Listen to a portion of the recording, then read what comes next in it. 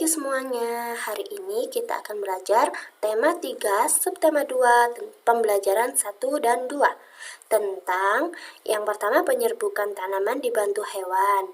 Yang kedua upaya pelestarian hewan. Dan yang terakhir hak dan kewajiban manusia terhadap hewan. Yuk kita belajar.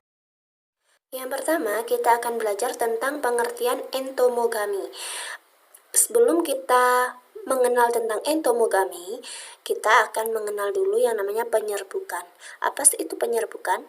Penyerbukan merupakan proses jatuhnya serbuk sari pada permukaan putik yang terjadi pada bunga dari tumbuhan. Penyerbukan juga biasa disebut dengan polinasi. Penyerbukan merupakan bagian penting dari proses reproduksi tumbuhan berbiji. Hal ini dikarenakan pada tumbuhan generatif memiliki alat perkembangbiakan berupa putik untuk yang betina ya, dan benang sari untuk yang jantan. Sedangkan entomogami adalah penyerbukan dengan bantuan serangga. Penyerbukan tersebut dibantu oleh kupu-kupu, kumbang bunga, dan lalat. Bunga yang tanamannya tersebut memiliki bunga pada tanaman tersebut memiliki ciri menghasilkan madu, mengeluarkan bau khas, mahkota bunga berwarna cerah dan berukuran besar. Contohnya bunga mawar, Rafflesia arnoldi, dan bunga matahari. Materi yang kedua yaitu upaya pelestarian hewan. Upaya pelestarian hewan ada beberapa ya. Yang pertama mungkin yang kalian baru tahu adalah pelestarian secara in situ dan ex situ. Kalau pelestarian secara in situ adalah pelestarian makhluk hidup yang dilakukan di dalam habitat aslinya sendiri. Contohnya ada suaka margasatwa, cagar alam, taman nasional, taman wisata, hutan lindung, perlindungan komodo di Pulau Komodo, perlindungan orang utan di Kalimantan, dan perlindungan Rafflesia di Bengkulu. Sedangkan kalau pelestarian secara ex situ adalah pelestarian makhluk hidup dengan mengeluarkannya dari habitat asli dan dipelihara di tempat lain. Contohnya yang sering kalian kunjungi yaitu kebun binatang, terus kebun raya, kebun koleksi, dan kebun botani.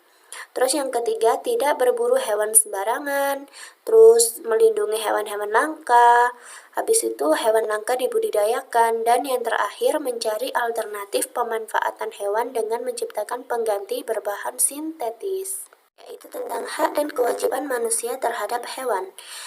Memanfaatkan hewan untuk keperluan hidup adalah hak semua manusia ya. Misalnya, yang pertama, ayam, sapi, kelinci, burung dara dimanfaatkan oleh manusia dagingnya untuk dimakan, dibuat sate, dan sebagainya.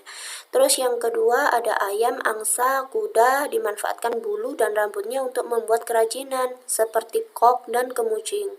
Terus ada kotoran hewan yang dimanfaatkan untuk membuat pupuk kompos.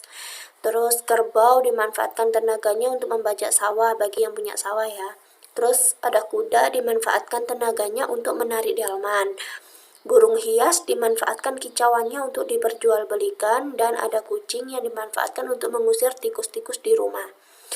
Sedangkan tadi adalah haknya, maka ada kewajiban juga yang harus kita lakukan terhadap hewan adalah dengan cara memberi makan dan minum, memberikan tempat tinggal, memberi obat bila sakit ya, dan mengajak bermain. Di pelajaran tema 3, subtema 2, pembelajaran 1 dan 2 yang diberikan dari Bu Iva. Bu Iva akhiri, tapi sebelumnya jangan lupa ngerjain tugas yang diberikan oleh Bu Iva dan sering-sering cuci tangan.